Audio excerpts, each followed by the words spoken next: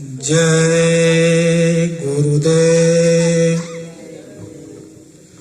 जय गुरुदेव नाम किसका? प्रभु का। बाबा जय गुरुदेव जी महाराज का कहना है, शाकाहारी हाथ जोड़कर विनय हमारे हो जाए सब शाकाहारी। जय गुरुदेव। जय गुरुदेव। शब्द रूप में सर्वत्र विराजमान परम पूज्य स्वामी जी महाराज तथा उनके उत्तराधिकारी पूज्य श्रद्धे जी महाराज के चरण कमल में कोटि कोट नमन प्रणाम वंदना करते हुए इस सत्संग समारोह में पधारे हुए सभी गुरु भाई गुरु बहन और ग्रामवासियों से हाथ जोड़कर जय गुरुदेव। जय गुरुदेव।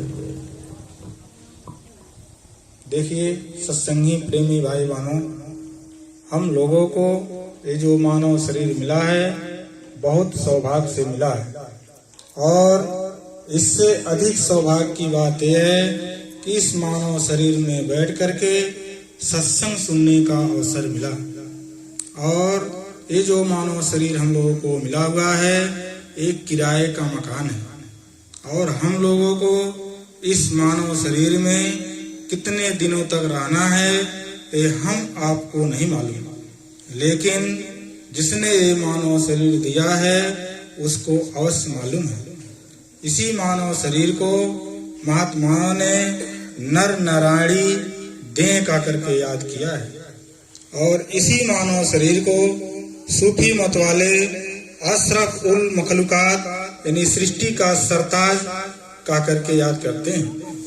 और यही मानव शरीर को ईसा मसीह ने टेम्पल ऑफ लिविंग गॉड यानी जीता जाता भगवान का मंदिर का करके याद किया है। इसलिए ये जो मानव शरीर है बहुत सौभाग्य से मिला हुआ है। देखिए महात्माओं ने कहा है, ईश्वर यंश जीव अविनाशी चेतन अमल सहज सुखराशि, यानी कहने का मतलब ये जो मानव शरीर है उस परमात्मा का बनाया। इसलिए इस संसार में जितने भी जीव हैं सब में ईश्वर का वास है, यानी जहाँ जहाँ आत्मा है वहाँ परमात्मा का अंश है। इसलिए ये जो आत्मा है ये सहज सुख का खान है।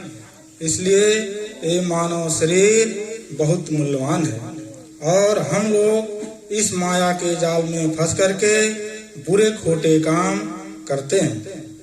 देखिए जिस प्रकार से एक शिकारी बंदर को पकड़ने के लिए जंगल में जाकर के एक तंग मुंह वाली हंडी यानी मिट्टी की हंडी को जमीन में दबा देता है और उसमें कुछ चने डाल देता है, और बंदर जाकर के उस चने को हाथ डाल के निकालता है, यानी मुट्ठी जब बांधता है निकालने के लिए तो उसका हाथ उस हंडी में फंस जाता है। लेकिन अगर वो बंदर उस मुट्ठी को खोल दे तो उसमें से उसका हाथ आसानी से निकल सकता है। लेकिन वो जब चना निकालता है तो मुट्ठी को बंद करके निकालता है, इसलिए उसमें से नहीं निकलता, और उसी में हाथ डाल करके जोर जोर से चिल्लाता है, और शिकारी आता है उसको पकड़ लेता है, और पकड़ने के बाद उसको अनेक प्रकार के नाच नचवाता है।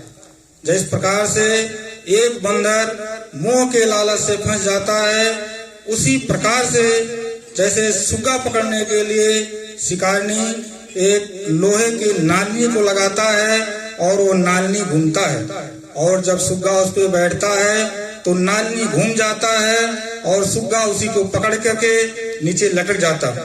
लेकिन अगर सुग्गा उस नालनी को छोड़ दे तो उड़ सकता है, लेकिन अज्ञानता बस वो उसी नालनी को पकड़ने आता है और वहाँ चिल्लाता है, और शिकारी आ करके उस सुग्गे को पकड़ लेता है। जिस प्रकार से बंदर मोह के कारण से नहीं छूटता और सुग्गा अज्ञानता के कारण से नहीं छूटता, इसी प्रकार से हम लोग भी मोह माया के चक्कर में फंस करके इसी में भटक रहे हैं। देखिए महात्माओं ने कहा ये सब माया है। मैं अरु मोर तोर तय माया, जहाँ जीव बैठ कीन निकाया।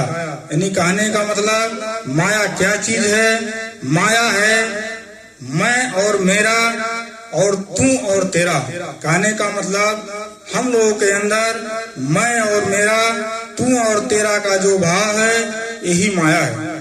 जैसे हम लोग कहते हैं ये घर मेरा है, ये मकान मेरा है, ये संसार मेरा है, और मैं डॉक्टर हूँ, मैं इंजीनियर हूँ, और तुम ये हो वो हो। ये जो मैं और तू का जो भाव है यही माया है। और महात्माओं ने कहा गो गोचर जहाँ लग जाई, सो सब माया जाने हो जाए। यानी कहने का मतलब ये मन और इंद्रियां जितना इस संसार में विचरती है, यानी जहाँ तक जाती है, ये सब माया है। इसलिए ये मन माया का जो खेल है बहुत बड़ा है। इससे बड़े बड़े ऋषि मुनि कोई नहीं बच पाया। ये मन माया को जो चक्कर है, इसी में पूरे संसार सब इसी में भरम रहे हैं। यानी मन के कहे हुए हम लोग करते हैं। ये शरीर में एक आत्मा और एक मन है। आत्मा जो है वो कभी गलत करने को नहीं सोचता, वो हम लोगों को सदैव असल यानी सत्य के तरफ ले जाता है। लेकिन उसके ऊपर जो एक काल भगवान ने एक मन का एजेंट लगा दिया है, यही हम लोगों से बुरे खोटे काम करवाते हैं। इसलिए हम लोगों को चाहिए कि मन को रोकें, यानी मन को मनाएं। इस मन को रोक करके भक्ति के लगा करके अपने जीवात्मा का कल्याण करा लें।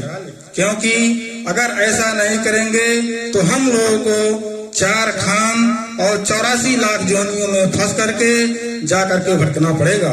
महात्माओं ने कहा आकर 4 लक्ष 84 जोन भरमत जीव अविनाशी, फिरत सदा माया कर प्रेरा, काल कर्म स्वभाव गुण घेरा।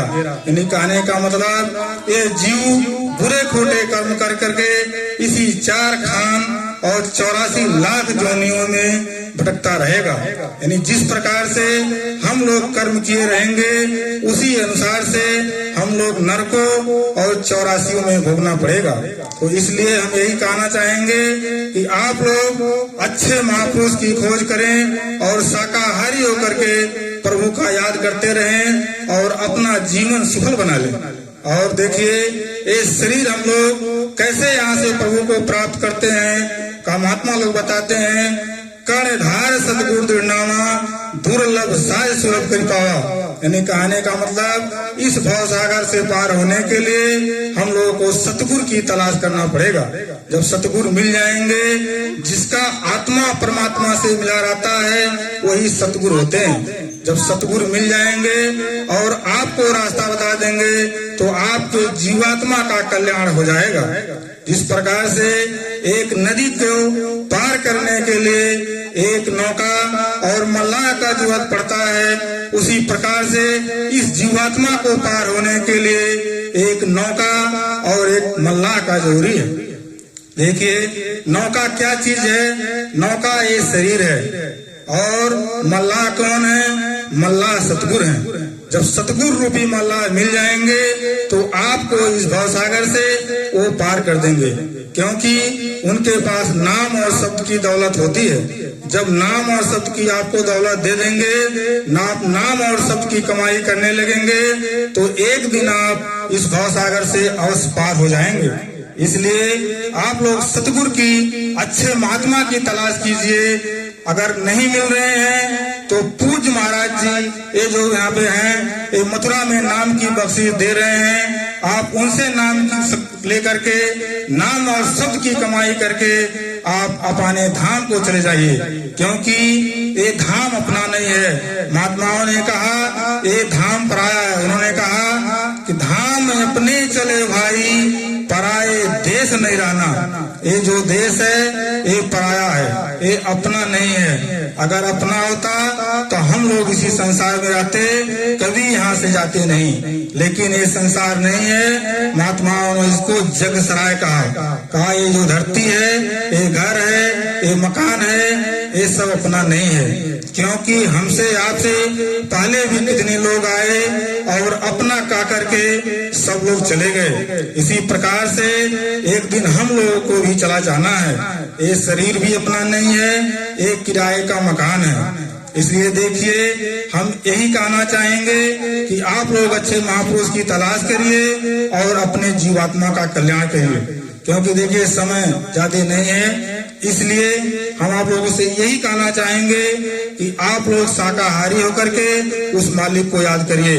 अगर आप मांसाहारी रहेंगे तो कभी भी आपके अंदर वो प्रभु निवास नहीं कर सकते, क्योंकि वो प्रभु को शरीर में रखने के लिए आपको निर्मल होना पड़ेगा। महात्माओं ने कहा है, निर्मल मन जन सो मोहि पावा, मोहि छल छिद्र कपट नहीं भावा। यानी उस प्रभु को प्राप्त करने के लिए मन को निर्मल करना पड़ेगा, तन को सफा करना पड़ेगा। अंदर गंदगी रहेगा तो मालिक अंदर कभी नहीं रहेगा। इसलिए उस मालिक को अगर अंदर बैठाना चाहते हैं तो आप लोग शाकाहारी रहिए और शाकाहारी रह करके उस प्रभु को याद करते रहिए। और याद करते रहेंगे तो एक दिन वो प्रभु अवश्य मिलेंगे। क्योंकि देखिए, सुपथ जात के भंगी थे, रैदास जात के हरिजन थे, मीराबाई जात के छत्राणी थे। उन लोगों ने उस प्रभु को पा लिया तो हम लोग भी उस प्रभु को पा सकते हैं। इसलिए हम यही कहना चाहेंगे, एक हम लोग मंदिर बनाते हैं ईटा पत्थर के, तो उसमें हम नहलाते हैं, धुलाते हैं, सफा करते हैं। और ये भगवान का बनाया हुआ हर मंदिर है, नारायणी मंदिर है, इसमें हम लोग मांस के लोथड़े डालते हैं, शराब पीते हैं, तो बताइए वो प्रभु कैसे खुश होगा। इसलिए देखिए, हम यही कहना चाहेंगे कि आप लोग शाकाहारी रह करके उस प्रभु को बराबर याद करते रहिए और किसी अच्छे महापुरुष की तलाश कर लीजिए जिसका आत्मा उस परमात्मा से मिला हुआ हो। ऐसे महात्मा को आप तलाश करिए और नाम और शब्द की आपको दे देंगे तो आप उसकी कमाई करके एक दिन अवश्य अपने घर यानी अपने लोग को चले जाएंगे और आपका जन्म मरण से छुटकारा हो जाएगा। यही कहते हुए हम अपने वाणी को विराम देंगे। अगर हमारे कहने में किसी को किसी प्रकार की ठेस लगी होगी तो हमको आपसे छोटे हैं, हमको आप माफ कर देंगे। जय गुरुदेव। जय